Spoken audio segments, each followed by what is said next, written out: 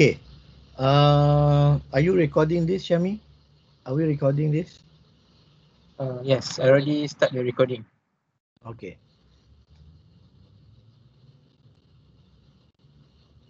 First, I want to talk about early preparation of trial.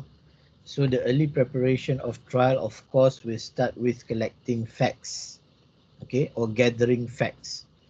Before you prepare a case, before you even go for a trial, you need to have all facts before you, whether it's a good facts or bad facts. Okay, there will be a good facts and there will be a bad facts. Again, good facts is something that can support your case. Bad fact is something that is against your case or against your course of action. There's no one case that have all good facts and there's no one case that have all bad facts. It is a mixture of good and bad facts. So you as a solicitor, as a litigator, must be able to differentiate and also must be able to pick and choose the good facts for you to prepare your case. Okay, how to collect facts? How to collect or gather facts? Of course, first is from the documents.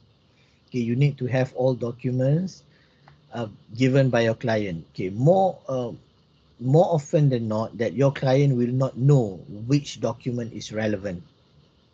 Okay, so you as a solicitor will instruct your client to give all documents whether it's relevant or not, and you will determine which one is the relevant one. So ask your client to give all boxes of document that he has or she has, and then you pick the relevant one. What is the relevant documents then? The relevant document is actually the document which you can use to support your good facts. Okay, remember the difference between facts and evidence. Facts adalah cerita, you know, jalan cerita dan fakta-fakta kes yang berlaku. But evidence is the document that or evidence in form of document or testimony which can support the facts. So you choose which is the relevant facts to the relevant documents to be incorporated in your trial nanti. Okay, so collect the documents. Secondly, you need to identify the witness.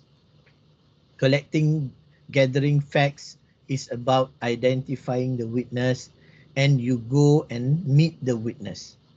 If for example, there is a witness who actually knows about the signing of the agreement. So you go and see the witness and ask him about the process of signing an agreement, for example. The witness who actually do audit for certain companies, you go and see the auditor to ask him uh, how that he audited the account of the company. So first is collect documents.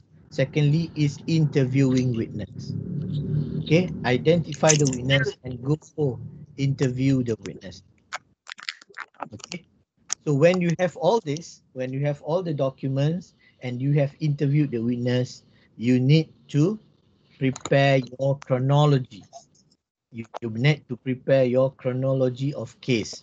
You take the documents, you prepare the chronology based on the event, the date of the event starting from beginning until the end of the case.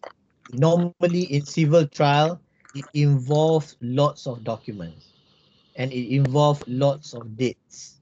Okay, for example, a simple case of banking will start with the application by the customer for a banking facility. So start with, okay, banking apa, customer pergi bank and apply for a loan. Okay, from that date, okay, 1 hari bulan January 2005, for example, customer applied for a banking facility. And then 2nd of February, for example, 2005, the bank approved the facility. And then after 1 month after that, the bank disbursed the facility to the customer for his usage. And then after that, the customer start the first payment of monthly installment.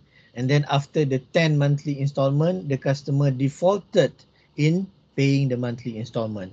And after that, the bank send a notice of demand to demand for the outstanding installment. and after that the bank send a notice of termination to terminate the agreement, and then the bank call the lawyer to file the summons.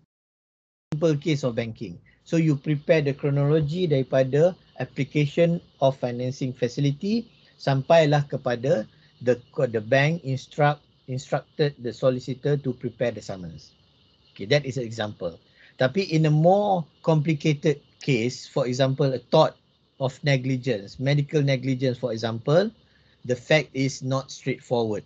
So you start daripada the patient admitted to the hospital under the care of this particular doctor. Kemudian doktor to check first diagnosis dia cakap apa, and then second diagnosis cakap apa, and then what is the medication given to the patient by the doctor, and then what are the surgeries conducted by the doctor. So you susun ikut dates.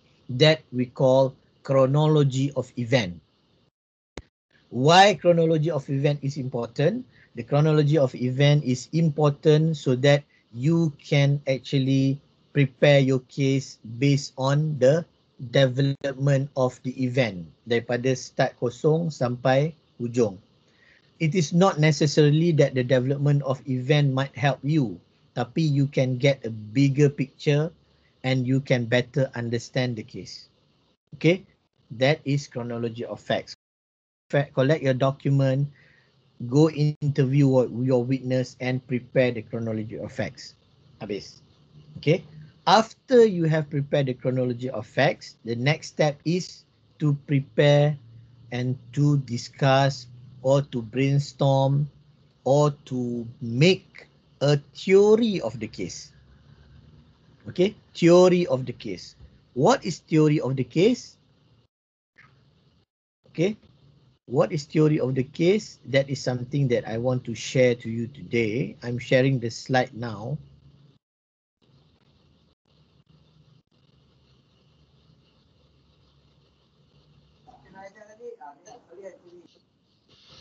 Now, can you see the slide? Yes. Yes. Yes. Yes. Okay.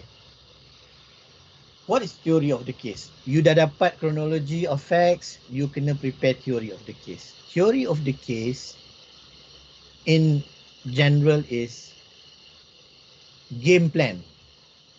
We can call it game plan, we can call it approach, we can call it counsel strategy, we can call it theme. It is essentially what the lawyer will submit in the most logical conclusion that the court can draw from all of the undisputed and disputed facts that he or she are going to be placed before the court during the trial. Kalau baca definition buku tu lagi. Sorry. Hello. You all dengar tak? Dengar, sir. Dengar. Okay. So basically theory of the case adalah satu jalan cerita ataupun satu teori, satu conclusion, satu cerita yang you nak pegang throughout the trial daripada awal sampai habis. Okay, that is theory of the case. It is also a game plan. Macam mana you nak approach court, you nak bagi your conclusion for this story. Kalau saya, I normally ask the client what actually happened. Klien akan bagi kita banyak documents. Klien akan bagi kita banyak cerita. Tapi kita nak tanya what actually happened.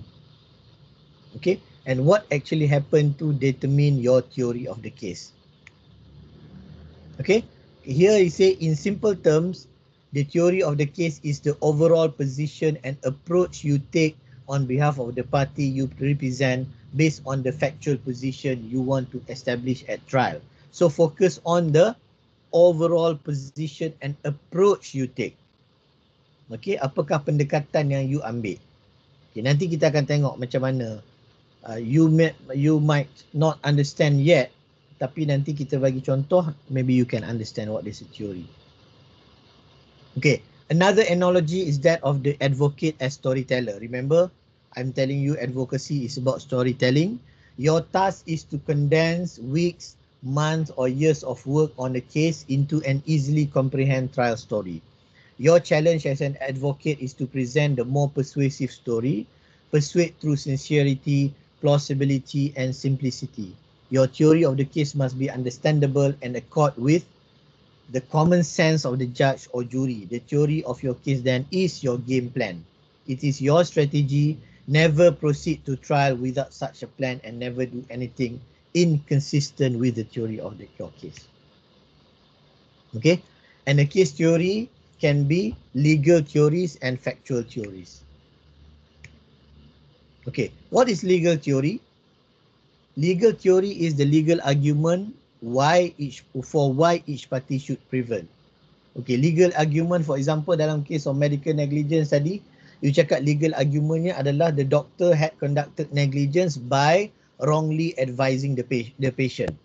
So, your legal argument is that doctor negligence sebab tak advice. And then what are the element cause of action or defense? You remember our 5-level case analysis. So elementnya adalah duty of care, breach of duty of care and things like that. And then what are legal principle or substantive law? Sama juga. And then framework for the facts. Okay, factual theory is important. Tadi legal theory, now factual theory. Factual theory is again explanation of how a particular cause of event could have happened. The most plausible explanation when you take all of the undisputed evidence and take all of the disputed evidence that you anticipate will be presented at the hearing. Explain all uncontroverted evidence and as much of the opponent's evidence as possible. Okay? Maksudnya macam ni. You have a facts. Tadi saya cerita facts about the banking facility. Okay? Customer pinjam duit daripada bank. Right? Pinjam duit daripada bank. Now I'm explaining. I kena tengok muka orang untuk explain. Ambil facility daripada bank, bayar 5 bulan and then after bulan ke-10 dia dah start tak bayar and then the bank instruct you to proceed against the customer. Okay, secara generalnya it is a straightforward case. It is a case yang sangat simple, yang sangat straightforward. Theory of the case for the plaintiff apa? Apakah the most logical explanation tentang semua fakta-fakta ni bagi pihak plaintiff, bagi pihak bank? Simple saja bahawa seorang peminjam, a customer pinjam duit tak bayar. That's it, betul tak? It's a simple theory. Okay, customer pinjam duit dan tak bayar. Dan teori ini mesti suit all the facts. Mesti suit all the fact, maksudnya mesti can explain every facts. The theory must be able to explain every facts yang ada. The more you know, the theory can be. For example, dalam case simple banking tadi. What if I tell you that the customer actually ambil the facility and then tak bayar daripada bulan pertama? The customer didn't pay the monthly installment from day one. Would your theory of the case change? Tadi saya cakap dia ambil loan, dia bayar 5 bulan or dia bayar 10 bulan and then dia tak bayar and then you nak saman dia sebab dia tak bayar. Say for example installment sebulan 50,000. Contohlah dia ambil loan maybe dia ambil loan 3 million. Tapi monthly installments 50,000 sebulan, dia bayar 5 bulan. So teorinya dia tak bayar. Soalannya why he didn't pay? Mungkin bisnes dia tak jadi, kan? Mungkin bisnes dia tak jadi, dia ambil untuk buat bisnes dia tak jadi. So dia tak bayar after 5 months. So your theory is that a customer apply for loan untuk buat bisnes tapi bisnes dia tak jadi, then he cannot pay. Okay, you see the theory. But I say just now that what if the customer tak bayar daripada awal? Dia dapat 3 juta, dia tak pernah bayar 1 sen pun. Dia tak pernah bayar daripada first month, dia tak pernah bayar that 50,000. So maksudnya dia ambil 3 juta, dia terus tak bayar dan dia punya outstanding 3 juta. Adakah ada teori baru? Is there any new theory? Anybody? What can you infer from that? What can you say?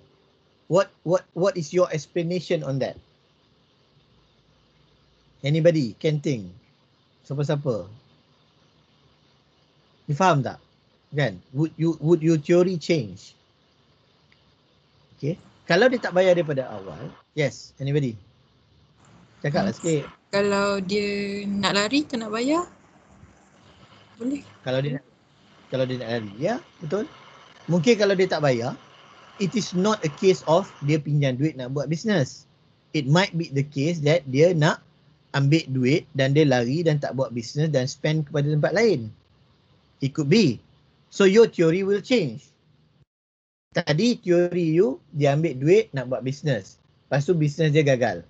Now, dia tak bayar daripada awal, teori you dah berubah bila you tahu facts tu, bahawa dia sebenarnya nak ambil duit, nak tipu bank, and then nak guna duit tu untuk something else, but not for his business. That's why dia tak bayar daripada awal. Buat apa dia nak bayar? Sebab dia bukan nak guna for business. Right? So your theory change. What if I tell you pula, the same customer, on the first month bila dia dapat duit tu, kita ada evidence bahawa dia beli kereta Ferrari. Okay? Dia beli kereta Ferrari, contoh. So would your theory change?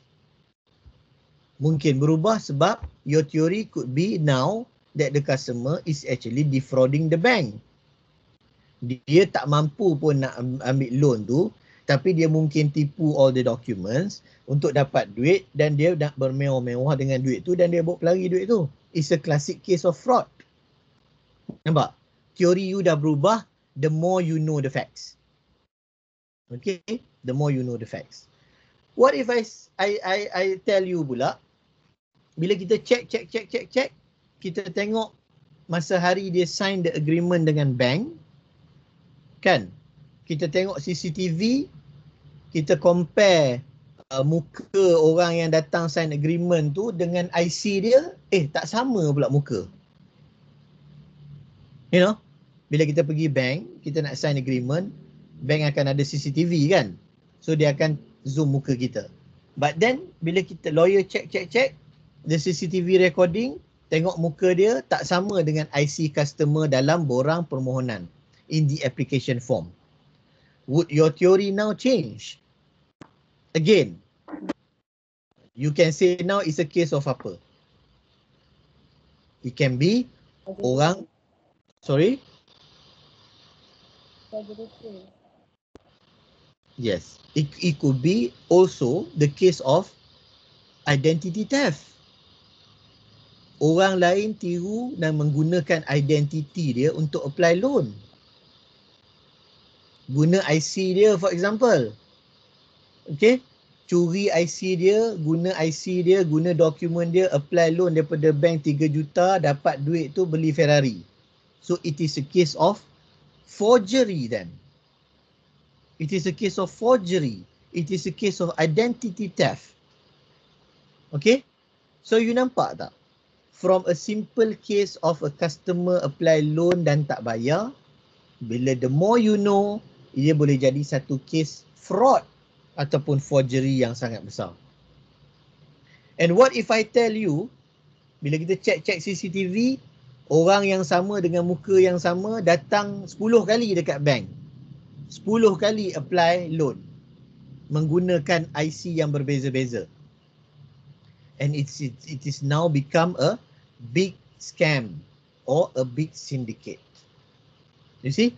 So daripada sesimple case, a simple theory, it can be a very complicated case with a different theory altogether. Inilah maksud teori yang you kena ada all logical explanation to explain each and every facts. So you tak boleh nak cakap it is a simple case of dia pinjam tak bayar kalau you tengok dekat situ dia tak bayar daripada awal. Sebab you akan tanya dalam diri you, tak logik kalau dia nak buat bisnes dia tak bayar daripada awal. Takkan start bisnes tu rugi. Okay, so your teori dia ambil duit untuk bisnes tak boleh support the facts bahawa dia tak bayar daripada awal. So bila the theory cannot support the facts, maksudnya teori you salah. Your theory is wrong. Faham tak? So that's why kita tengok the explanation of how a particular cause of event could have happened, the most plausible explanation when you take all the undisputed evidence and take all of the disputed evidence that you anticipate, and then it can explain all uncontroverted evidence and as much of the opponent's evidence as possible. Dia teori ni mesti boleh explain semua keadaan, mesti boleh explain semua dokumen dan tak ada benda yang nampak pelik. That is theory of the case.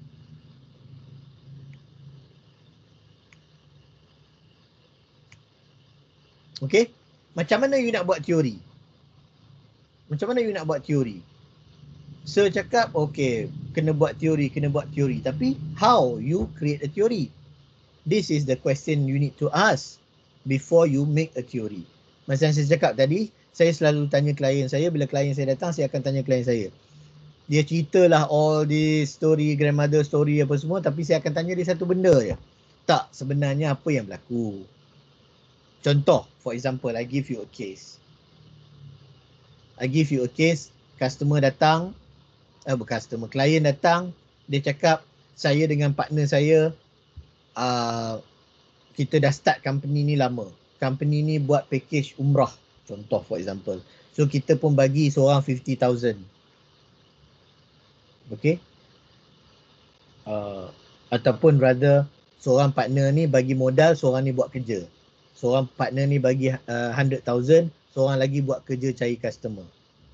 Okay, selepas 5 tahun buat yang partner buat kerja ni pun ambil gaji dia, dan partner yang bagi duit ni pun ambil gaji dia. Okay, cantik ya, baik, buat bisnes dapat profit banyak.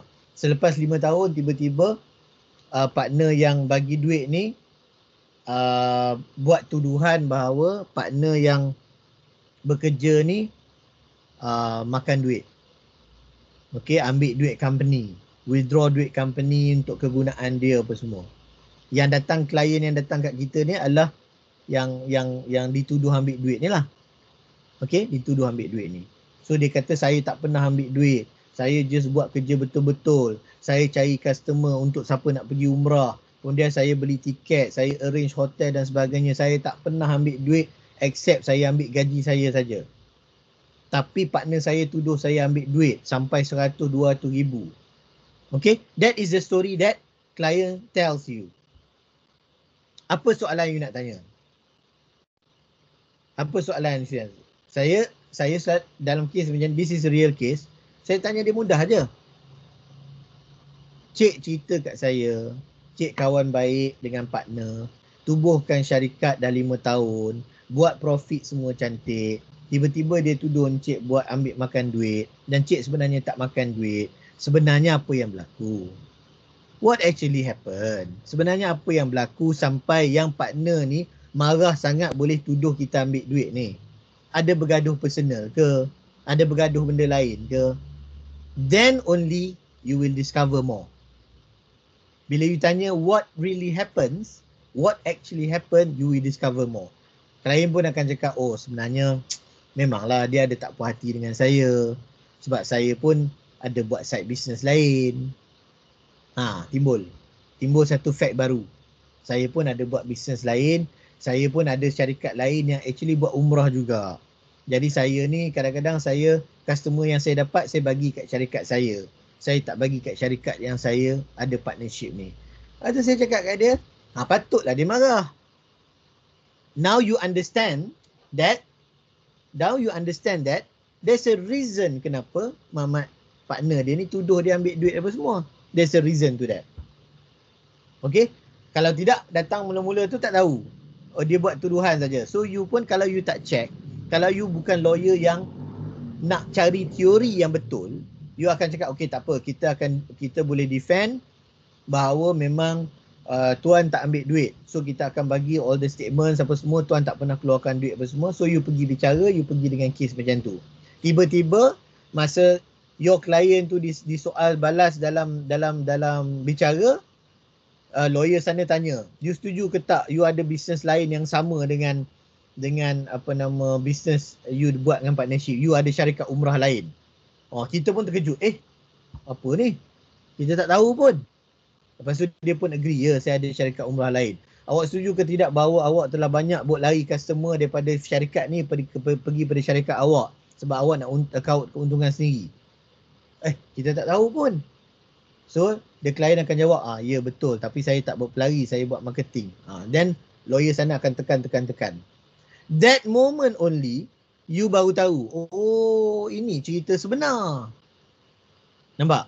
Sebab you adalah lawyer yang tak nak tahu the teori. You adalah lawyer yang tak check the teori. You just ikut the facts apa yang dia cakap.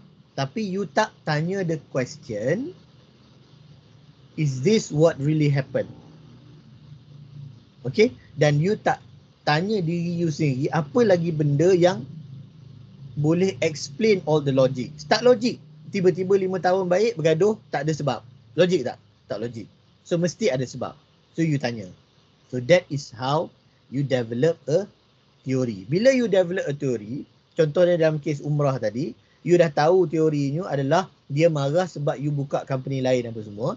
Then you akan channel your case untuk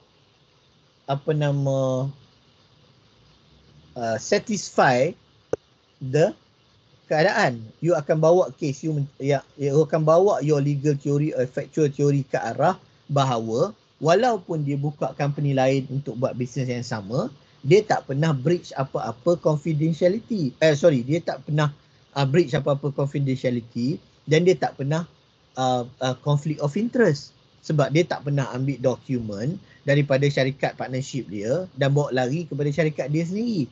So you akan create case you ke arah tu untuk justify the action by your client.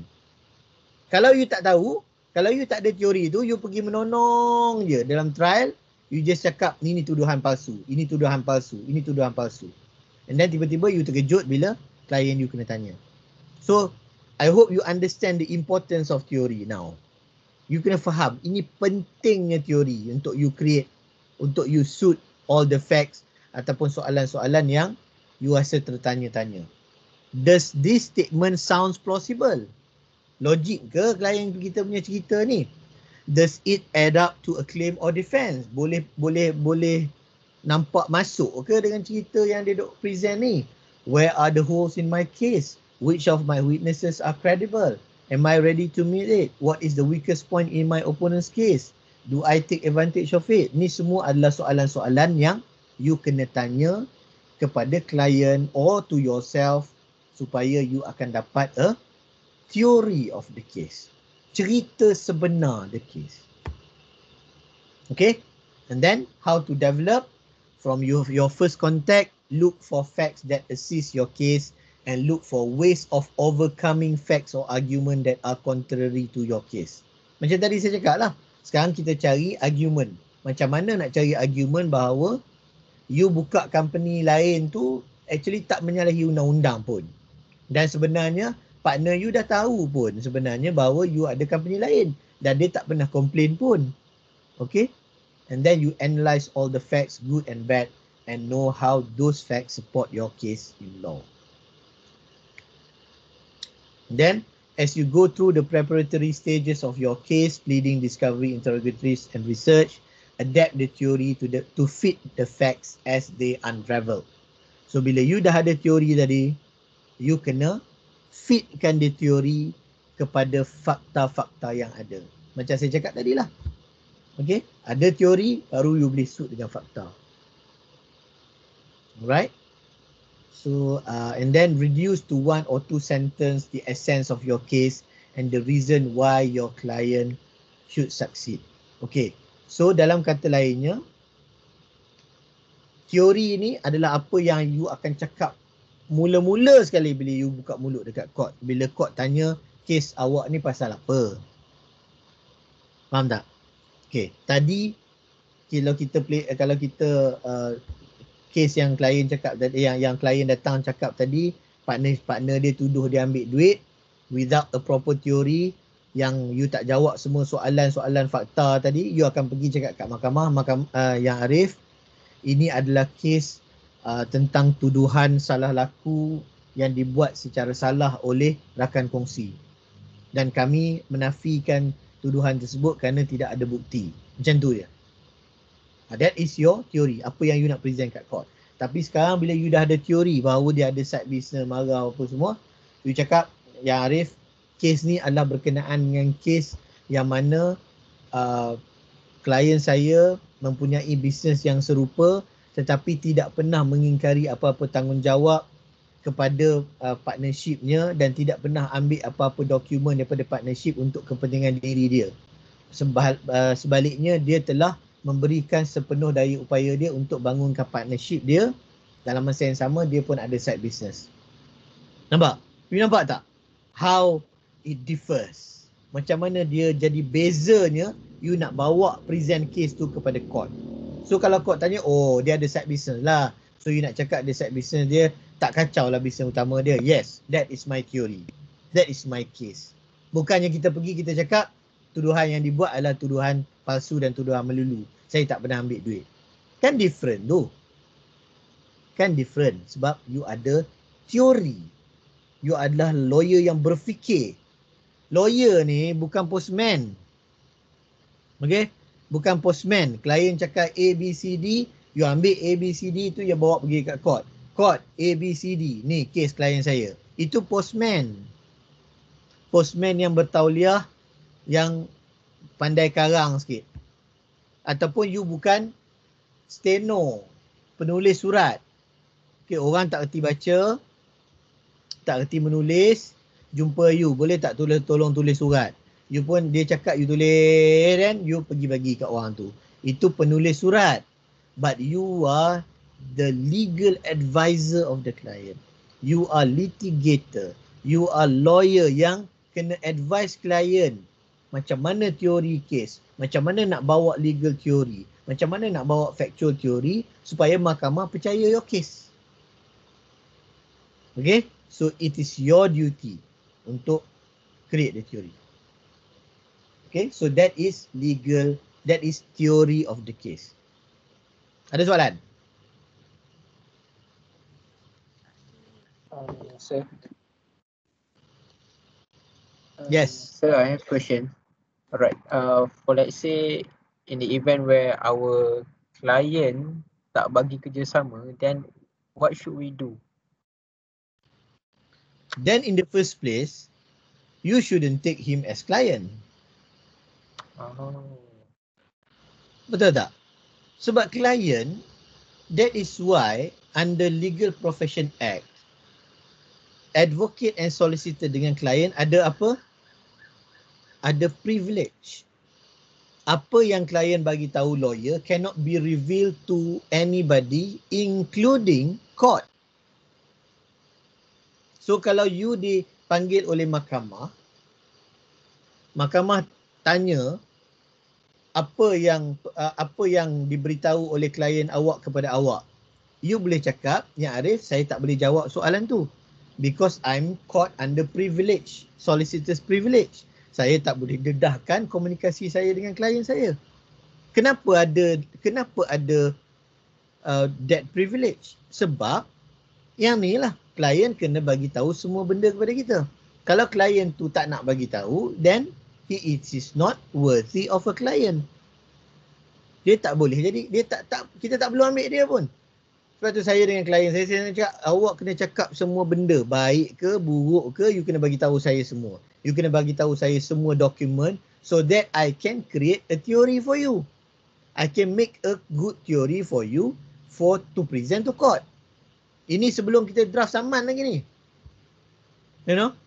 So, no, you tak boleh ambil lah klien macam tu. Klien kena bagi tahu semua. Dan you pun kena pandai tanya lah. Kadang-kadang kita tak tanya. Sebab apa kita tak tanya? Kita tak ada perasaan ataupun kita tak ada sikap nak create the teori tu. Kita tak ada sikap nak memuaskan hati kita terhadap facts. Kita anggap apa yang klien cakap betul. Tak boleh lah. That's why saya tanya, you cakap macam ni, tak logik lah orang tak ada apa, tak ada ribut, tak ada apa, tiba-tiba nak tuduh you ambil duit. Kan? That is common sense saja. Mesti ada something. Kan? Then klien akan cerita. Kalau klien still refuse to reveal, then it's not worthy of a client. Ada soalan lagi? Pasal theory of the case. Assalamualaikum. Sir, Yes. saya nak tanya, kalau andai kata kita dah dapat teori tu. Okey. Kemudian teori tu memang teori yang sebenar tapi dia tak memihak kepada kita punya side. Kita kena tukar teori ke? Ke tak perlu tunjuk teori tu? Okey, itu agak subjektif. Tapi that's why bila saya cakap tadi, kalau ada teori, you kena create legal argument untuk suit that theory. Memang akan ada case yang loose. Awak datang, case ni memang confirm kalah punya. Okay? Tapi sama ada you advise your client that your case ni tak boleh menang apa semua, ataupun you cari legal argument untuk apply principle yang boleh bagi on the balance of probability, bagi chance kepada klien you untuk menang. Jangan, dia bukan tukar teori. Teori itu betul dah. Tapi you kena create legal teori pula. Now we are talking about factual theory. Factual teorinya dah macam tu. You selidik, memang klien you salah. Okay? Tapi dalam keadaan factually dia tak betul tu, ada silap dia tu, macam mana you create legal theory pula untuk suit cakap apa yang dia buat tu actually in accordance with the law. Bukan menipu ni. Maksudnya you just cari legal principle. Macam saya cakap tadi, contoh. Real case-nya adalah dia ada buat bisnes lain. Maksudnya dari segi, ataupun okey, saya tukar fact sikit. Sebenarnya memang dia ada buat keluar duit 100,000, 200,000 daripada company.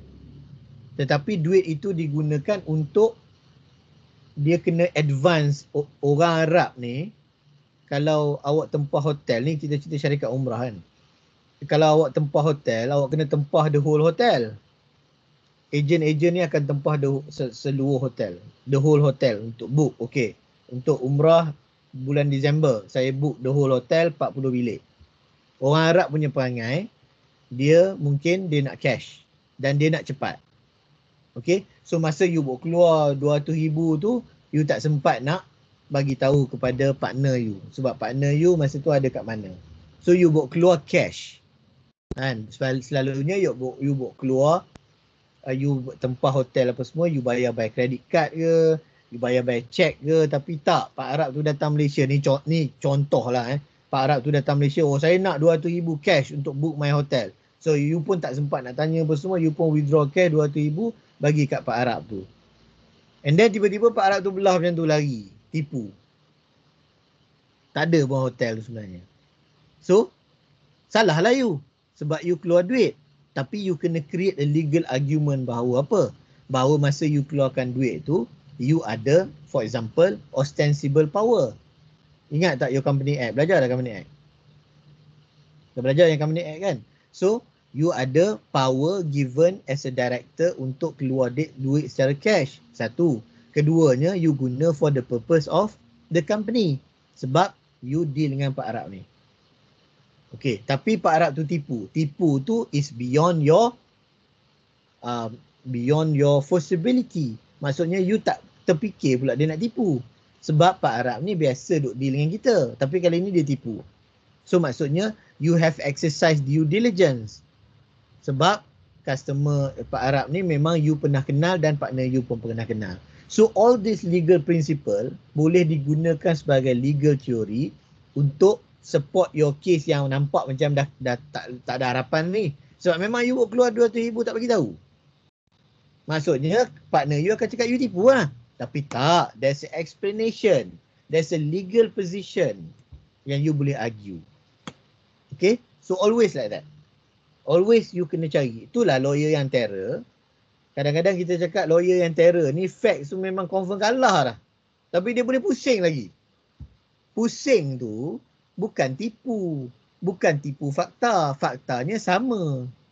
Macam tu juga faktanya, but how you apply legal principle, how you apply legal argument to support your client's case dalam keadaan clients you factually problem. Kan? Contohlah macam orang ini, tapi ni kes kriminal lah, contoh dalam kes kriminal. Terang-terang dah memang dia bunuh. Ada 2-3 orang saksi bunuh. Kan? Tapi boleh lagi buat teori. Boleh lagi buat teori, iaitu dia apa? For example, dia masa dia bunuh tu dia tak waras, insanity, ataupun masa dia bunuh tu adalah dia under provocation yang sangat kuat. Okay, so sama juga macam civil. What is the other side? Ni dah terang-terang bunuh ni pun you boleh create teori lagi. Bukan create lah, you boleh apply teori lagi. Nah, kalau dia betul-betul gila lah, kalau dia tak gila memang susah lah kan. But then ada teori. Okay, dalam civil lagilah, sebab civil is about balance of probabilities. Membandingkan dua probabilities yang mana yang boleh dipercayai. Okay, so that is theory of the case. Ada soalan lagi? Kalau tak ada, Okey sir, terima kasih. okey.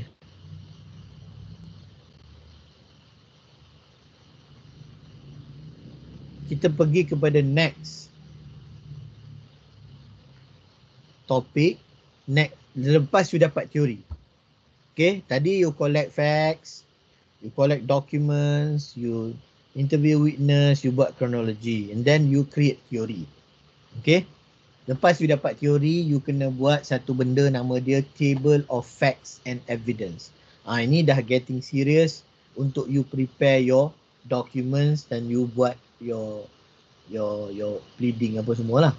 Okay, table of facts and evidence. What is table of facts and evidence? Table of facts and evidence is to list down the facts and evidences based on the element of cause of action, to identify the gap, loopholes in the evidence and how to address it, to identify the sufficiency of evidence for particular facts, primary evidence, secondary evidence, computer generated, notice to produce dan sebagainya. Okay, dalam table of evidence tu, okay, table of facts and evidence, you kena susun ikut element of cause of action. For example, kalau you punya case adalah case medical negligence ataupun medical negligence for example, apa first element? Duty of care. So it's duty of care. Ni kena ingat balik 5 level case analysis. Ingat first lecture 5 level case analysis. So element ni adalah duty of care. So apakah fakta-fakta yang menyokong duty of care? Okay, bahawa patient tadi telah masuk ke hospital, diletakkan di bawah jagaan Dr. A, for example. So that is first element. So apakah evidence yang sokong that element? You tulis. And then apa gap to the document? Nanti saya tunjuk what is the meaning of gap. Okay, so what is the benefit of table of facts and evidence? Would be useful in preparing witness statement. You will not miss any point, facts or evidence. You will tender the evidence through accurate method. Okay, so saya bagi contoh terus. Okay, this is table of facts and evidence. Oh, tengok yang ni you kena buat. Kronologi tadi ikut date kan. Yang ni tak semestinya ikut date. Ini dia akan ikut the elements. So tadi kita cakap case of medical negligence. For example sekarang ni element duty of care. Facts ialah plaintiff was admitted to the first defendant hospital for stomach ache on 1st of February 2017. What are the evidence? Admission note dated 1st February 2017. Then next column you have witness. Siapa yang boleh cakap benda ni? Plaintiff sendiri. Of course lah, patient. And then isteri plaintiff. And then nurse who signed the admission note. Admission note ni nurse yang sign, so nurse pun boleh jadi witness. Okay. Komen kat sini. Ruang komen kat sini adalah with regards to the evidence yang you ada dan macam mana you nak masukkan evidence tu dan comment on that evidence dan macam mana you nak masukkan kat court. AF here adalah agreed facts. Agreed facts. Apa maksud agreed facts? Facts yang tidak dipetikai. Okay, bila kita cakap plaintiff dimasukkan ke hospital, dia letak di bawah jagaan Dr. A. Doktor tu nak petikai ke? Nak petikai ke memang dia yang check kan? Dia nak petikai. Dia tak boleh petikai. It's agreed facts. Betul tak? It's agreed facts. So bila agreed facts, you tulis kat situ AF. For example. OW is what? OW ini saya punya cara lah. OW is own witness. Your own witness. Maksudnya, kalau fakta tu akan diterangkan oleh saksi kita, plaintiff sendiri. Ataupun isteri plaintiff. Isteri plaintiff pun own witness lah. So you tulis situ own witness. Okay. And then, satu. Nombor dua, yang menyokong duty of care juga adalah the fact bahawa second defendant Dr. Ismail conducted first diagnosis. Macam saya cakap tadi lah. Dr. Ismail ni yang buat first diagnosis. So apa evidence yang menunjukkan bahawa Dr. Ismail conducted the first diagnosis? First is admission note dated 1 bulan 2 yang tadi lah. And then you ada page 3 of medical report dated 1st March 2017. So dalam medical report ada pula dia cakap kat situ, dekat page 3 dia ada cakap bahawa Dr. Ismail yang membuat diagnosis yang pertama. Okay, siapa yang boleh jadi witness? Plaintiff, you sendirilah. But you dapat that report and also plaintiff wife. And it is a great facts. Ha? Tak dipetikai lah benda tadi kan. Okay. And then you go to element of breach of duty of care. Okay. Breach of duty of care adalah you dah establish duty of care dan you nak cakap doktor ni breach. So the first facts adalah second defendant did not ask on the history of patient and whether the plaintiff had critical illness. Dr. Ismail tadi dia tak tanya pun sejarah pesakit and whether sama ada pesakit itu ada penyakit sakit yang bahaya. Okay, that is facts. Macam mana nak prove facts ni? Ialah kita rujuk kepada evidence-nya adalah page 1 medical report dated 1 bulan 3 2017. Kerana dalam medical report dia akan tulis semua history patient. Tapi dekat page ni tak ada history patient, bermaksud doktor tak tanya. Siapa boleh cakap lagi bahawa doktor tak tanya? Patient sendiri. Kita boleh call patient, kita cakap doktor ada tanya ke tak? Tak ada. Siapa lagi boleh prove? Plaintiff witness. Kita boleh tanya isteri dia, betul ke tak doktor ni tak pernah tanya apa-apa pasal sejarah pesakit? Plaintiff witness akan cakap, wife dia akan cakap, betul lah. Doktor tak pernah tanya apa-apa pun. Doktor masuk terus buat diagnosis saja. Saya ada masa tu. Masa doktor check dia first time. Okay. And then kat sini DF. What is DF? The second defendant said that he had asked. What is DF? Tadi AF is agreed facts. DF is disputed facts. Disagreed facts. Disputed facts. Okay. Of course doktor tu akan cakap apa? Saya tanya. Kan? Saya tanya. Kita akan nak prove elemen, kita cakap doktor tak tanya sejarah pesakit. Doktor tentulah akan cakap saya tanya. Okay, so kita letak situ disputed facts. Okay. Faham setakat ni AF, DF? Alright. And then kita tengok elemen seterusnya. Second defendant untuk provekan breach, dia tak tanya satu hal. And then second defendant had failed to take blood sample to rule out virus infection. Okay. Dalam kes ni mungkin plaintiff tu kena blood infection sampai dia sakit lagi teruk lah. Tapi doktor bila buat diagnosis dah lah tak tanya history of the patient, tak buat pula blood sample. Tak ambil pula blood sample untuk check sama ada virus ke tak. Kat mana cakap benda ni? Medical report. Siapa yang boleh testify? Plaintiff sendiri, isteri plaintiff dan of course siapa yang boleh testify? Second defendant. Doktor tu sendiri yang boleh confirmkan bahawa dia tak ambil blood sample untuk virus infection. So is it a great fact? It can be a great fact.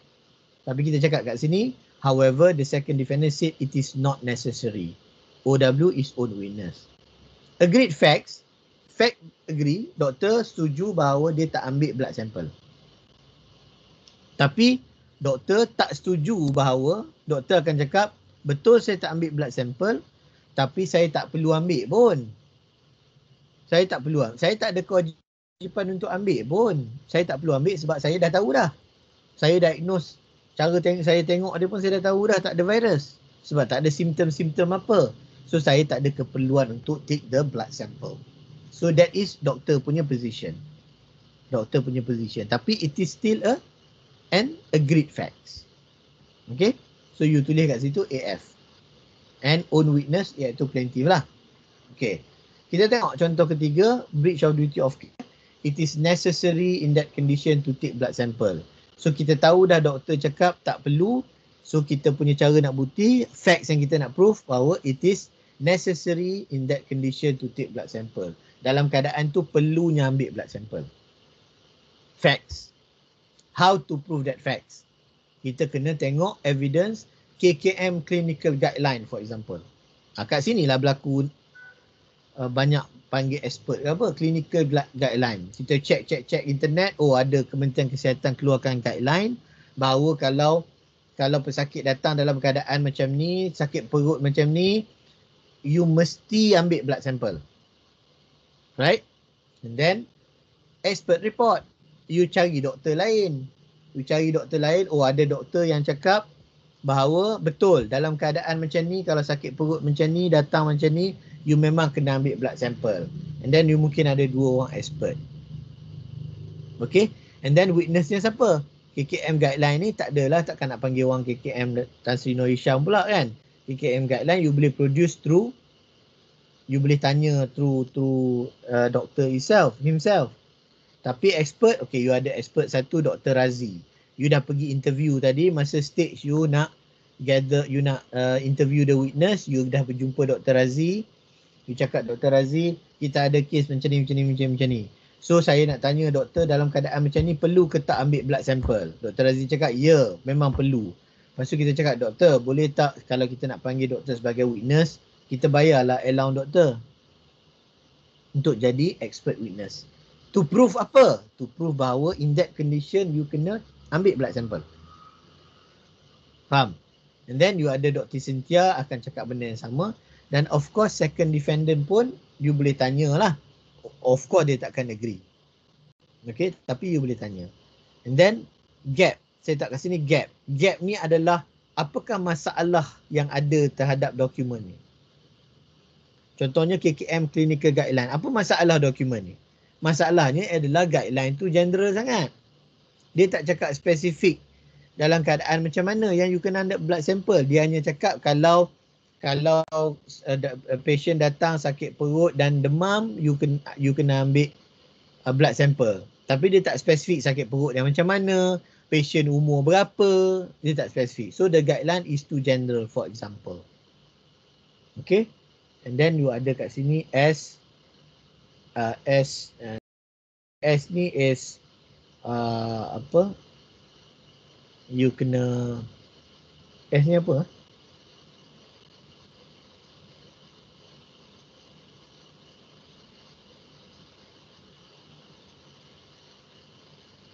Saya sendiri pun tak ingat S. Okay. Tak apalah, itu cukup untuk you faham setakat tu. So then bila you dah buat this table, you kena tahu how to identify the gaps. Tadi ingat lah gaps ni, gaps. Problem dengan you punya evidence. Okay, ada juga problemnya. Contoh lah admission note ni. Admission note ni you tak ada yang original. Contoh. Kan? You ada yang photostat je admission note ni. So, you akan letak kat sini admission note, agreed fact, you letak bawah gap. Tak ada original, no original. Okay? For example. So, how to identify the gap? Kalau no document to support contention. Kalau no witness to testify on the fact. Kalau no original document. Kalau discrepancies or contradiction in document. Ini you kena identify. Contoh tiba-tiba kat sini, You tak ada expert ni, you tak jumpa apa semua. So, you ada problem. Gap you ialah no expert want to testify. So, macam mana you nak buat? And then, you cari solution. Other witness to testify indirectly. Need supporting witness. Other related document which can explain the content of the missing document. Argument of law. So, kalau you ada gap, tak ada dokumen ke, you kena guna. Kalau you tak ada original document, you kena argue based on secondary evidence. Remember, you dah belajar evidence lah? Dah belajar evidence kan? Dah. Dah belajar secondary evidence. So you tak ada primary evidence, you argue, you kena tulis kat situ. Gap, no primary evidence. Need to argue secondary evidence. Okay, gap, no witness to testify. So macam mana you nak cari solution? So bila you buat table of facts and evidence, barulah you nampak macam mana you nak cari solution to cover or identify the gaps. Okay? So you tengok tadi benefit would be useful in preparing witness statement. You tengok, nanti later on bila you nak prepare witness statement, you nak prepare witness statement for plaintiff for example. So you just buka saja jadual you ni, you tengok dekat bahagian witness ni, mana ada the word plaintiff, point tu lah you masuk dalam witness statement. Okay? Plaintiff. Okay, you nak buat witness statement plaintiff, you nak cerita apa? Plaintiff, you cerita pasal admission. Plaintiff, you cerita pasal first diagnosis. Plaintiff, you cerita pasal dia tak tanya history patient. Plaintiff, you cerita pasal dia tak ambil blood sample. Plaintiff, is it necessary to condition to take blood sample? You nak tanya tak plaintiff? You nak letak dalam witness statement plaintiff ke tak? Tak perlulah. Sebab tak ada nama plaintiff kat situ. Sebab plaintiff is not the suitable witness to testify on that. Who are the suitable witness? The expert. Who are the suitable witness? The doctor. So jangan dalam witness statement pula you letak tanya soalan, adakah dalam keadaan itu blood sample perlu diambil? Dia akan jawab apa? Saya bukan doktor. Saya tak tahu. Plaintiff tak tahu. Jadi ini table ni sangat-sangat berguna untuk you prepare witness statement. You just tengok kat mana ada nama plaintiff, point tu saja yang you masuk dalam witness statement yang akan kita buat nanti. Okay, witness statement you belajar dalam CP. Tak belajar lagi kan? Belajar dah? Belum lagi rasanya kan? Belum. You should be in CP2 lah kot. Okay, so that is table of facts and evidence. Okay, with that you dah ada early preparation yang lengkap untuk you proceed dengan case you, sama ada you nak draft pleading ataupun kalau you dah draft pleading, you nak buat witness statement, you nak filekan bundle of documents. For example, you nak file bundle of documents kan, you tengok saja, okay kat sini kita nak buat bundle macam mana. Kena ada apa? Admission note, kena ada medical report, kena ada KKM clinical guideline, kena ada expert report dan semua ni you letak dalam bundle, you forward kepada defendant untuk dia mark A, B atau C. Kan senang. Kalau tidak you meraba. You masuk dokumen yang tak relevan. Dokumen ni nak bila masuk nanti you cakap, dokumen ni kita nak prove apa sebenarnya? Kenapa kita masuk ? Sebab you tak ada table of facts and evidence. You tak tahu dokumen ni masuk untuk apa. Padahal dokumen tu tak relevan pun untuk prove any of your element of cause of action. Okay. Soalan?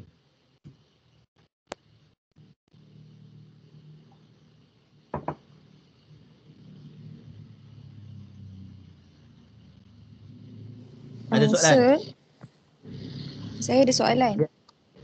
Ya, tak nampak muka. Tak ada nampak sir. muka.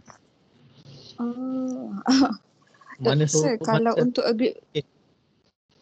Alright, teruskan. Kamera saya tak boleh buka sir. Teruskan. Kalau untuk agreed fact, kena ada approved court dulu ke? So dia akan jadi official fact of the case dalam case tu? Agreed fact memang you kena file in court. Statement of agreed fact. Yang tu kita tak sampai lagi. Nanti memang kena agreed by both parties and file in court. So dispute fact. dispute fact tu tak akan timbul selagi tak ada agreed fact lah ya? Tak. You boleh sekarang ni table of facts and evidence ni you boleh prepare berdasarkan maklumat yang you dah ada.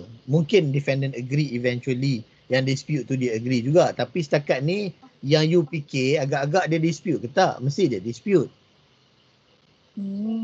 Faham tak? What you Faham. anticipate. Okay, thank you sir. Alright. Ada soalan lagi?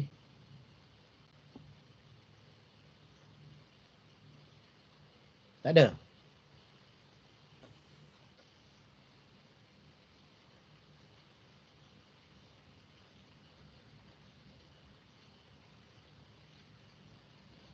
Okay, so early preparation tadi, saya ulang, saya recap balik. Collect document, interview witness, and then you buat chronology of facts, then you buat theory of the case, and then you buat table of facts and evidence. Ini early preparation. Kalau you buat benda ni, you datang lakir besar macam mana pun, dokumen banyak macam mana pun, insya-Allah you boleh buat.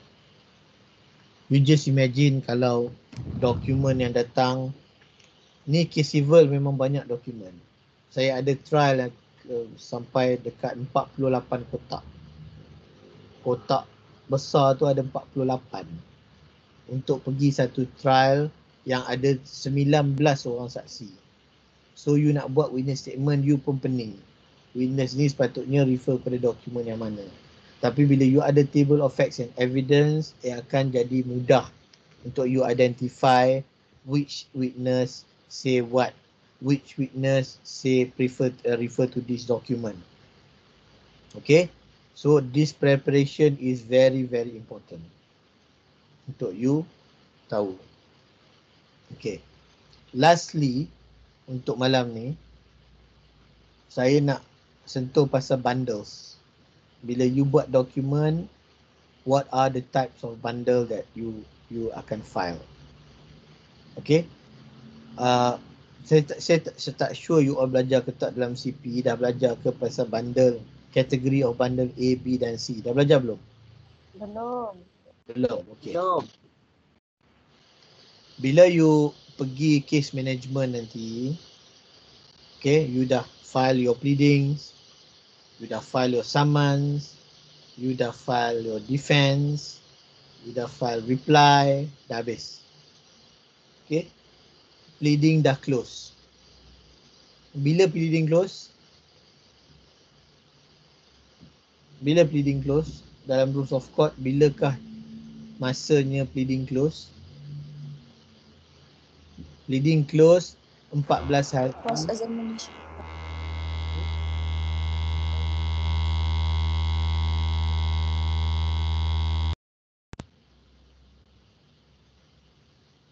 Bila pleading close, ada nak jawab dia? Pleading close bila selepas 14 hari daripada pleading yang terakhir. Okay, kalau you file statement of claim and then defendant file defend and then plaintiff file reply, 14 hari lepas tu close lah pleading. Habis, dia panggil close of pleadings. Selepas close of pleadings, court akan fixkan case management. Okay, case management. Bila saya cerita ni, saya cerita generally high court tau. Prosedur kat high court. Saya tak cerita lower court. Saya cerita generally prosedur high court. Court akan fixkan case management. You pun pergilah case management. Ataupun sekarang ni by e-review. E-review ni macam mana? E-review ni adalah you duduk kat office, you chatting dengan timbalan pendaftar dan the other side. Dia akan buka sistem e-review dan dia ada chat box. So you chat. Timbalan pendaftar akan tanya, okay, adakah pleading telah ditutup? Jawab, ya, pleading dah habis. So adakah pihak-pihak hendak memfailkan apa-apa permohonan interlocutory? Dia cakap, tidak ada permohonan apa-apa yang ingin difailkan. Kemudian timbalan pendaftar akan tanya, adakah pihak-pihak bersedia untuk menerima arahan mahkamah selanjutnya? Ya, pihak-pihak bersedia menerima arahan selanjutnya. So, apa arahan selanjutnya yang mahkamah akan bagi? This is important. Dalam case management, arahan yang akan diberikan satu adalah pemfailan statement of agreed facts. Okey, ataupun penyata fakta-fakta dipersetujui. Nombor satu, statement of agreed facts. Nombor dua, mahkamah akan suruh filekan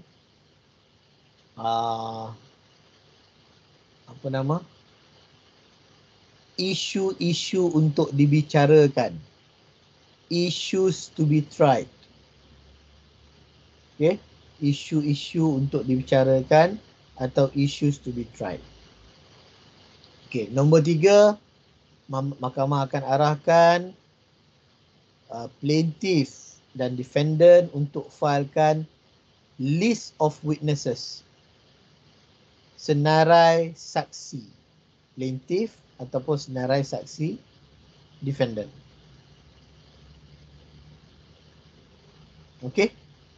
Nombor empat, sesetengah mahkamah akan mengarahkan plaintiff dan defendant memfilekan ringkasan kes plaintiff dan ringkasan kes defendant.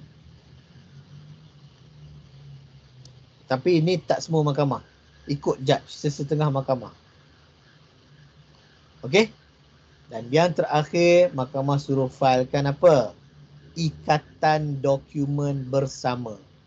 Common bundles of document. Ikatan dokumen bersama atau common bundles of document. Okay?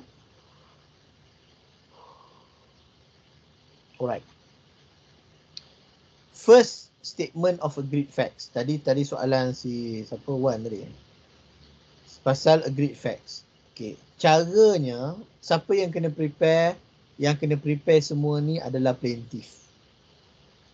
Statement of agreed facts, plaintiff tengok statement of claim dia dan dia cross refer dengan statement of defense defendant. Masa kita buat pleading dulu, you buat CP1, you buat CP pleading, defendant akan jawab setiap perenggan sama ada defendant mengakui perenggan 3 pernyataan tuntutan. Kan? Defendant menafikan perenggan 4 pernyataan tuntutan dan menegaskan. Defendant menafikan perenggan 5. So cara nak buat statement of agreed fact ni adalah you tengok dekat defense kat mana yang defendant agree ataupun diakui, itulah agreed facts. Okey, jadi plaintiff prepare. Satu, bahawa plaintiff adalah seorang individu yang warga negara Malaysia yang beralamat di mana? Agree.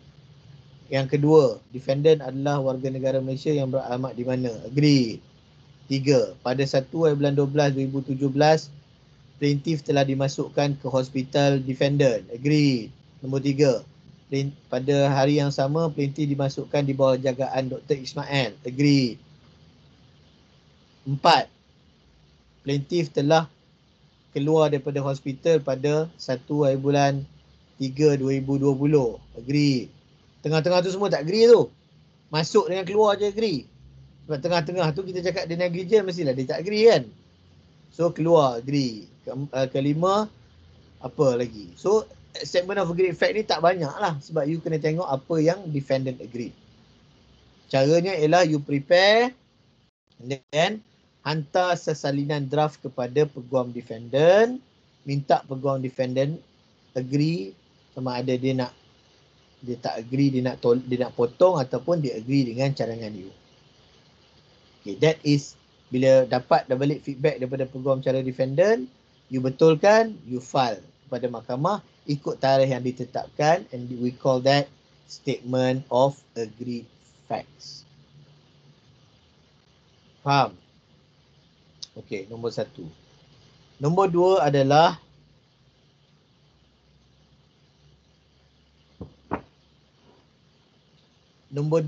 apa tadi?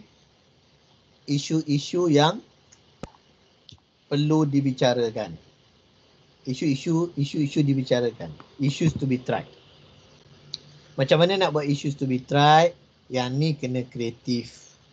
Yang ni kena betul-betul faham apa your course of action. Dia berbalik kepada your course of action and element. Ingat dia goes back to your course of action and element. Okay, so for example, kita ambil case, kita pakai case medical negligence tadi lah, senang. Your course of action is medical negligence, right? Your element is duty of care, breach of duty of care dan juga damages. So isu pertama adalah sama ada defendant mempunyai tanggungjawab berjaga-jaga ke atas plaintiff memandangkan defendant yang membuat diagnosis terhadap plaintiff. Okay, so kita nak minta court jawab ataupun court determine sama ada defendant ada tanggungjawab berjaga-jaga. So itu isu pertama. Okay, isu kedua, lanjutan daripada isu pertama, sama ada defendant telah mengingkari, telah melanggar tanggungjawab berjaga-jaga beliau dengan tanggungjawab berjaga-jaga beliau. Lepas tu titik-titik sub issue. Okey, isu besarnya adalah sama ada defendant melanggar tanggungjawab berjaga-jaga. Sub issue 2.1, sama ada defendant apa tadi? Ingat tak kita buat table tadi? Nak buat isu ni kena tengok table balik. Pertama tadi apa? Pertama tadi sama ada defendant telah apa tadi ya? Jadi doktor.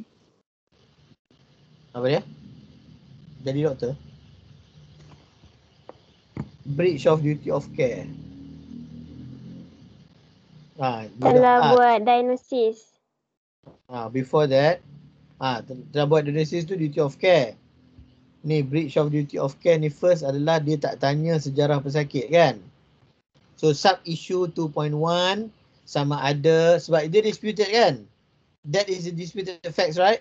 So kita tanya sama ada defendant tidak bertanya kepada plaintiff tentang sejarah penyakit plaintiff. Isu lah tu. So court kena buat dapatan. Court kena buat finding, dia tanya ke tak. Sebab kita cakap dia tak tanya, dia cakap dia tanya. Okay, sub issue 2, 2.2. Sama ada defendant telah mengambil ujian darah. Okay, tapi kita tengok-tengok, dia sampel darah ni dia agree. Dia memang tak ambil. Jadi tak payah jadi isu lah. So it's not issue. Terus kepada isu, sama ada ujian darah adalah satu kemestian dalam keadaan kes plaintiff. Kan? Remember tadi? Yang ni? Is it necessary in that condition to take blood sample? Sebab dia disputed fact kan? So, jadi isu. Sampailah habis seterusnya. Okay, so guna table of fact and evidence balik untuk cari issues to be tried. Kalau yang undisputed fact tak jadilah isu, tak perlulah jadi issue to be tried. Faham? Dan ultimately kita nak cakap sama ada defendant cuai lah tadi kan, sama ada defendant mengingkari tanggungjawab berjaga-jaga. Mungkin isu ketiga adalah sama ada lantaran daripada kesilapan kesilapan defendant, plaintiff telah mengalami kecederaan seperti berikut. 1, 2, 3.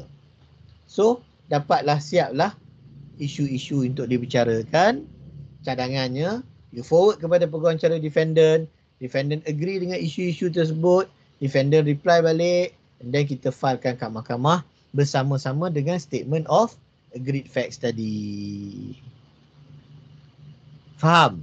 Setakat ni ada soalan? The first two documents. Ada soalan? Faham. Okay, good. Okay, kalau dah faham, the third document is apa tadi? List of witnesses. Okay, list of witnesses lah. Okay, so you Macam mana? Balik kepada table of facts and evidence tadi. You tengok witness you ada berapa orang. Satu nak panggil plaintiff.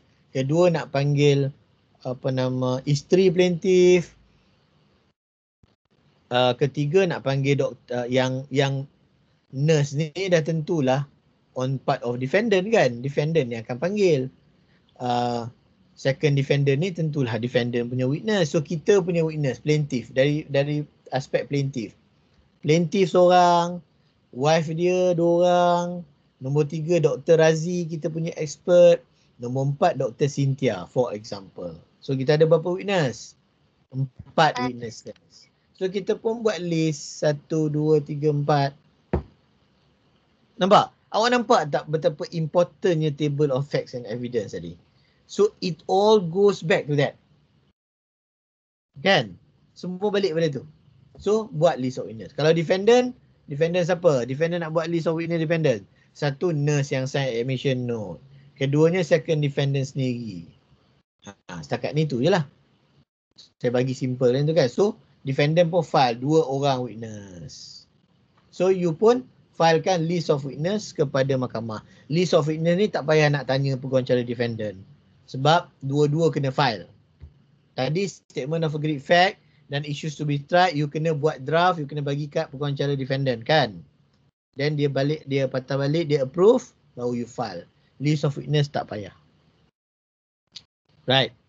Nombor 4 adalah ringkasan kes. Macam mana nak buat ringkasan kes?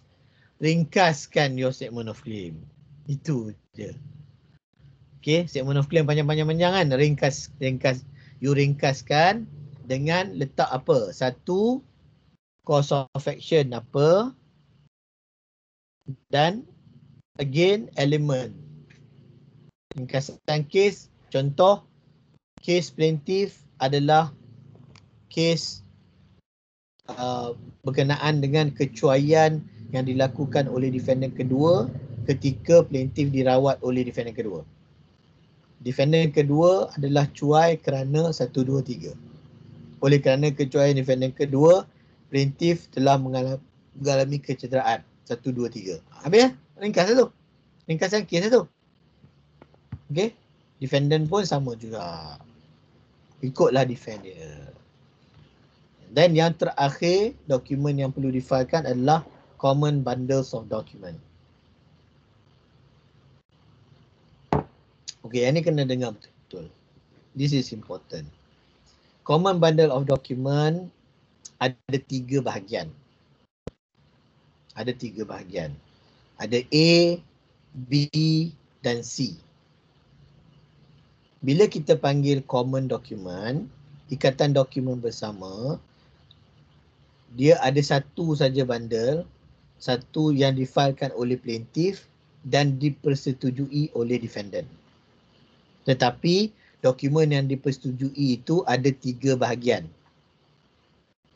Okey. Apakah bahagian A? Dokumen, mana-mana dokumen dalam bicara, sama ada dokumen itu ada 2 perkara tentang dokumen tersebut. Pertama, dari segi kewujudan dokumen tersebut. Okey. Dokumen tu wujud tak wujud? Soalan terhadap setiap dokumen tu wujud tak wujud? Okey. Soalan kedua kepada setiap dokumen adalah sama ada kandungan dia tu betul tak betul? Faham tak? Kalau dokumen tu tak wujud, maksudnya dokumen tak ada lah. Dokumen tipu lah. Kalau tak wujud tapi tiba-tiba ada, maksudnya you create lah. Keduanya, kandungan. Okey. Dokumen di bahagian A adalah dokumen yang dipersetujui oleh plaintiff defendant dari segi kewujudannya, kebenaran, kewujudan dan kesahihan kewujudannya, dan juga dipersetujui kandungannya oleh kedua-dua pihak. Ingat 2 soalan tadi, kewujudan dan kandungan. Dokumen part A adalah kandungan, wujudnya dipersetujui, kandungannya dipersetujui. Okey, dalam kes contoh kes kita tadi, apa agak-agak dokumen yang dipersetujui dari segi wujudnya dan kandungannya? Contoh tadi admission note lah. Admission note. Admission note tadi, ada siapa nak pertikaikan kewujudan dia ke? Defendant pun setuju dia yang keluarkan. Kita pun setuju kita nak cakap kita masuk hospital. So dia persetujui kandungan. Ada yang nak pertikaikan kebenaran dia ke? Betul lah dokumen tu, kandungan dia kata dia masuk sekian-sekian hari bulan kan. So itu boleh dimasukkan dalam part A. Apa contoh lagi dokumen yang boleh dipersetujui? Contohnya salinan kad pengenalan. Plaintiff pun nak masuk salinan kad pengenalan dia dalam bundle, nak buktikan identiti dia. Ada orang nak pertikaikan salinan kad pengenalan diisu oleh JPN.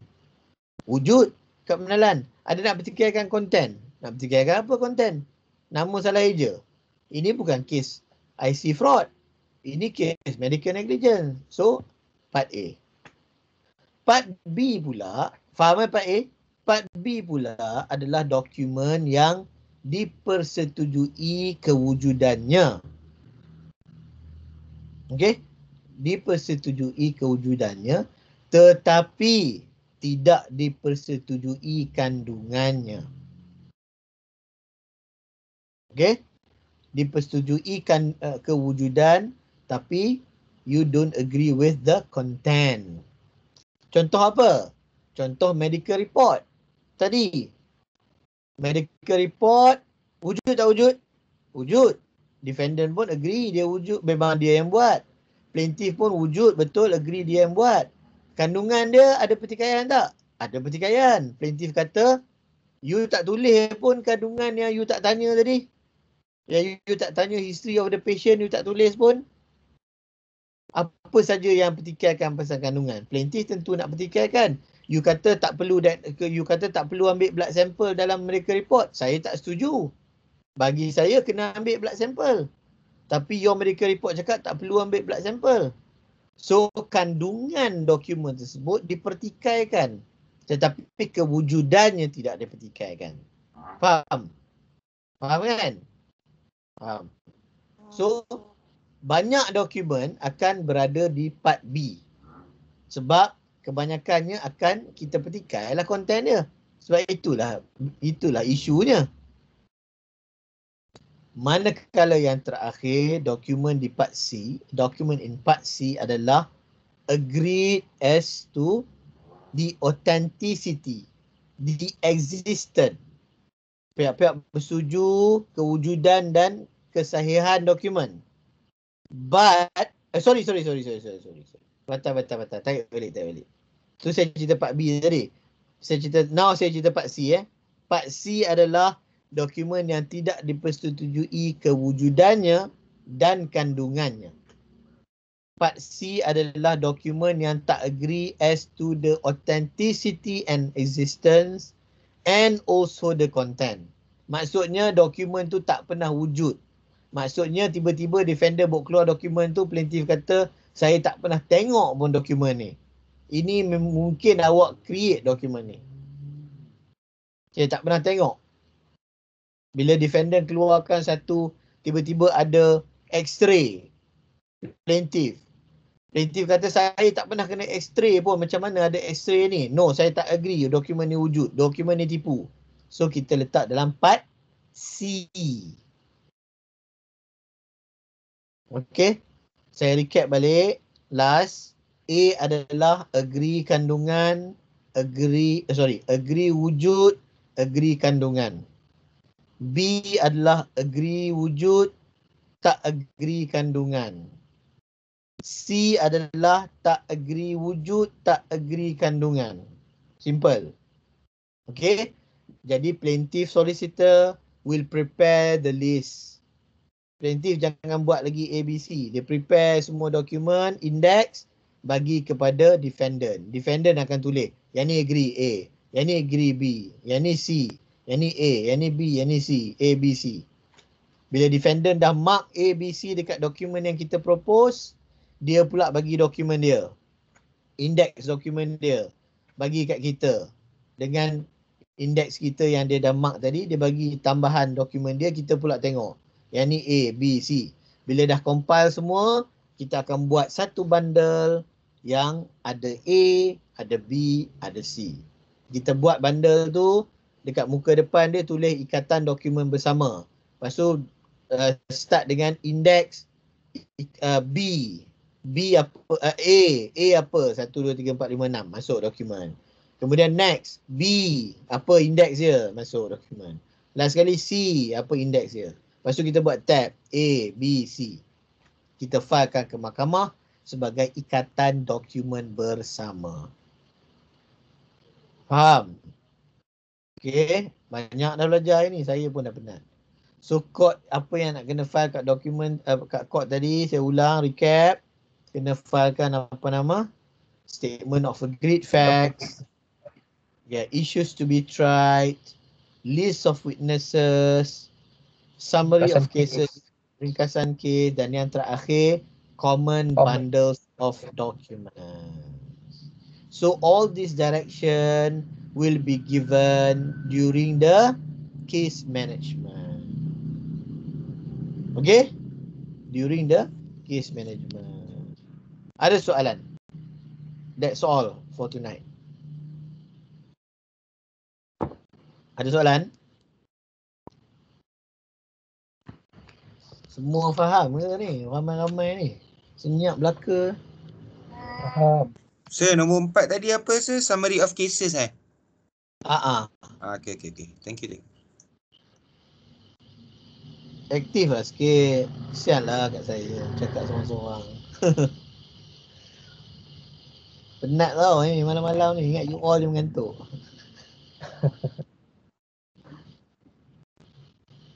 Tak ada soalan? Kalau tak ada soalan,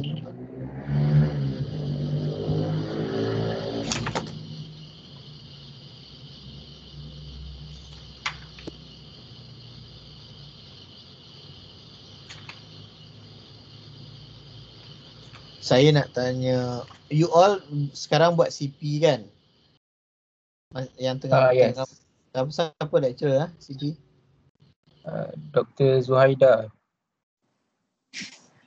Seorang lecturer? Yes.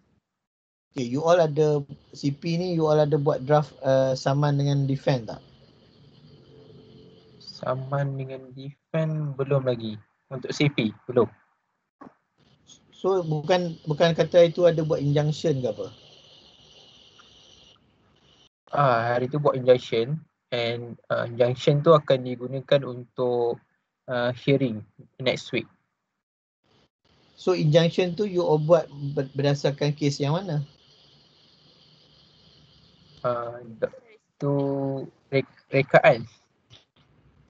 Oh, you all Sebenarnya reka. Masing-masing punya fakta kes, and then doktor akan review. Kemudian next week akan ada hearing bersama dengan practitioner. Maksudnya injunction yang you all buat ni tak adalah statement of claim dia dengan defend dia. You all terus buat notis permohonan lah. Notis permohonan, lepas tu kalau mana untuk defendant ada affidavit in reply lah. Tak pening ke?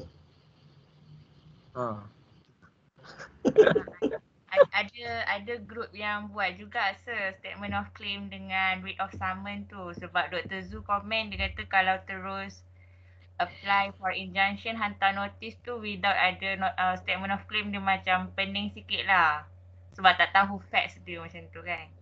So kita orang dah redo balik lah. Oh, kau memanglah pening man. Lawyer hebat macam mana pun tak boleh buat tu kalau tak ada statement of claim. You tiba-tiba buat application. Cuma so case facts ni memang setiap firm berbeza lah. Yes. Tapi you all maksudnya dah match lah. Siapa lawan siapa tu dah match dah. Dah. Tapi ada firm yang dia tak ada pihak lawan, so dia akan buat Mareva injunction ke ex parte application. Okay. So macam mana nak buat? Sebab saya nak suruh you all filekan bundle of document dengan all compliance ni. Tapi dah tak ada case. Kalau you all saman dengan statement of claim, you all dah buat masa bila? You akan buat ke? Dah buat ke? Dah buat SEM lepas. Oh, SEM lepas. Terus SEM ni macam kena buat baliklah untuk certain macam injunction tu. I see. So kalau kan saya suruh buat satu statement of claim dengan statement of defense, pengsan you all. So I just nak try untuk gunakan case yang you all prepare dalam subjek yang lain untuk file bundle ni. Saya tak nak peningkan korang. Kalau ikut saya memang saya nak suruh file daripada saman statement of claim daripada awal. Tapi tak tahulah macam mana nak buat kan. So macam mana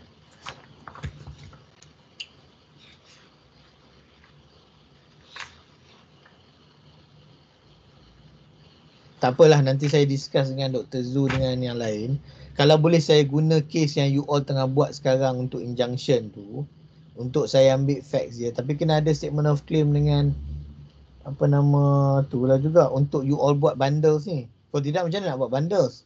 Saya nak you all prepare table of facts and evidence. Saya nak you all prepare the theory of the case. And then saya nak suruh you prepare statement of agreed fact apa semua. Kalau tak ada statement of claim dengan defense, nak buat agreed fact macam mana? Kan?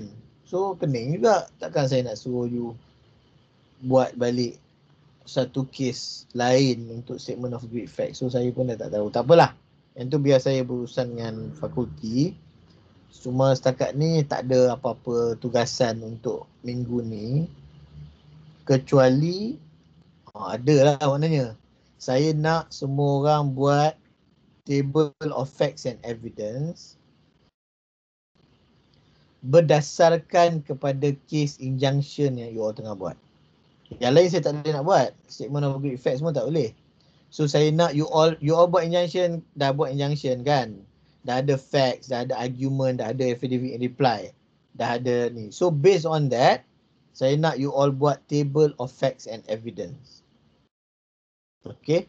That is tugasan untuk minggu ni, deadline minggu depan. Table of facts and evidence. You all buat notice application for injunction and affidavit, exhibit dia you all create lah. Yes. Then you have document lah. So mungkin saya akan filekan bundle based on that juga. But for this week, saya nak you all buat table of facts and evidence based on case yang you all file di CP. Dalam CP untuk injunction. Kalau defendant pun buat table of facts and evidence untuk defendant juga. Okay, the element of defense, you kena carilah element of defense, apa you nak defend. Injunction saya tak tahu kes apa yang you injang ni, ada case defamation. Banyak macam-macam kes lah, saya pun tak tahu, tapi tak apa. Just prepare table of facts and evidence untuk next week, untuk submit next week. Ada soalan? Sir? Yes. Jelas tak suara saya? Jelas. Sir, saya nak tanya, untuk dengan yang Dr. Zuni, kami ada prepare statement of claim kan, which dalam tu kita akan state all the facts in the case kan? Yes. Kalau yang table of fact tu, kira macam kita extract balik semua yang ada dalam statement of claim tu, letak je balik dalam table of facts tu. Ikut element. Yes, you can extract the facts, tapi table of facts and evidence kan dia ada element, dia ada facts, dia ada evidence, dia ada gap. So you based on statement of claim, yes, tapi bukan ikut sebiji kronologi tu. You kena tambah juga part evidence-nya apa, saksi nak cakap ni siapa, is complete, more complete than statement of claim. Tapi in table form lah. Macam saya cakap tadi. So yes, you take the facts from the statement of claim that you prepared. Tapi evidence you kena letak juga. Maybe macam yang you buat affidavit. in support for injunction. And then you identify the gap macam saya ajar tadi. What is the gap? Who are the witness? Okay? Boleh sir, terima kasih. Alright. Kalau dah tak ada apa-apa, ada lagi soalan? Okay, kalau tak ada apa-apa, kalau ada soalan yang tak faham ke apa semua, boleh tanya dekat group lah. Tanya dekat group WhatsApp tu, then saya tengoklah kat situ. Kalau ada tak clear lah, saya rasa clear lah kot semua. Okay guys, saya akan bagi arahan juga through classroom. You all submit through classroom jugalah. Ikut firm jugalah, bukan individu ya. Ikut firm yang you all ni sekarang. Itu saja. Terima kasih semua. Kalau tak ada apa-apa lagi, kita jumpa next week, hari dan masa yang sama, insya-Allah. Assalamualaikum warahmatullahi wabarakatuh. Waalaikumsalam. Thank you, sir. Welcome.